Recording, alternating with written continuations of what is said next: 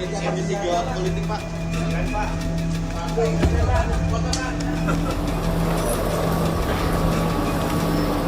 Saudara Joko Widodo 30 April 2025 yang lalu yang memulai perkara ini, yang memulai perang ini, sebagaimana Amerika yang memulai perang terhadap Iran. Ini jasa saya, selesai lah itu.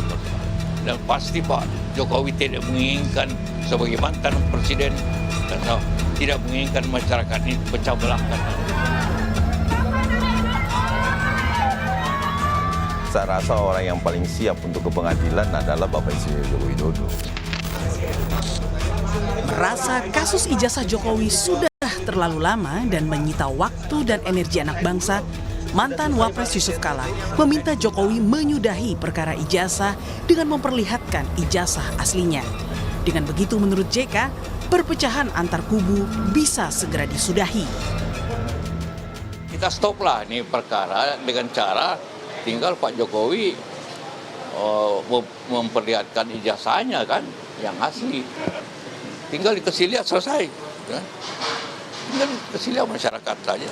Nah, itu yang kita harapkan penyelesaian. Selesailah bulan ini menunjukkan ini jasa saya. Selesai lah itu.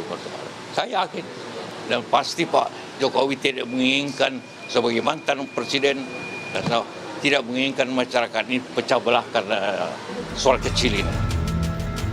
Ribut-ribut soal ijazah Jokowi kini melebar ke persoalan tudingan kubu Roy menerima pendanaan miliaran rupiah yang tersebar dalam akun-akun YouTube yang kini sudah dilaporkan JK. Situasi ini dinilai kubu Roy sebagai bentuk upaya Jokowi mengulur-ulur waktu menghindari perkara ijazah naik ke pengadilan. Bahwa apa yang terjadi hari ini semakin mengokohkan, meneguhkan, meyakinkan bahwa ijazah ini bermasalah.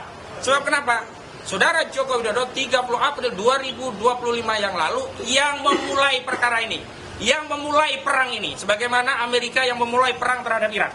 Saudara Joko Widodo memulai pertarungan ijazah palsu dengan melaporkan Pak Roy Suryo dan kawan-kawan pada tanggal 30 April 2025 yang lalu. Semestinya, kalau memang ijazah itu asli dan dia sudah percaya diri dengan bukti-bukti, maka tidak cukup sulit untuk menaikkan perkara ini ke persidangan. Tetapi kenapa? Hampir 1 tahun. Kira-kira 30 April tahun ini, dikit lagi itu 1 tahun, kasus ini tidak berjalan. Yang ada apa?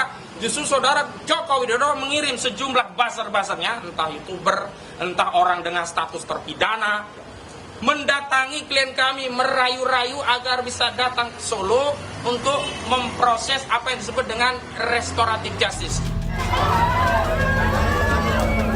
Tudingan kubu Roy jika Jokowi takut hadapi pengadilan dinilai sebaliknya oleh relawannya. Jokowi selaku pelapor justru siap 1000% membuktikan keahlian ijazahnya di pengadilan. Sementara berbaliknya 3 orang ke kubu Jokowi lewat RJ adalah hak para pihak yang disediakan instrumen hukum. Saya rasa orang yang paling siap untuk ke pengadilan adalah Bapak Insinyur Joko Widodo. Kenapa saya bilang begitu? Karena kita adalah pihak pelapor. Tidak mungkin seorang mau melaporkan sesuatu bila mana dia tidak menginginkan peradilan.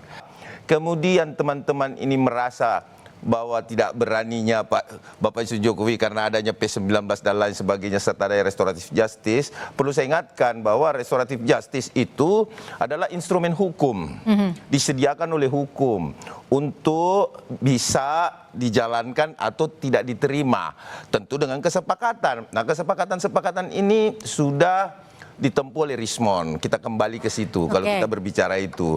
Tapi apapun itu ya Bang Kosi, kalau Bang Kosi siap 1 kali, kami siap 1000 kali untuk pengadilan.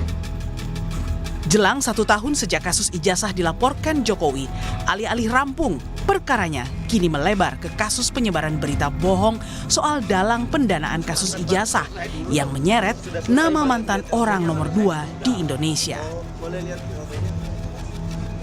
Tim Liputan, Kompas TV.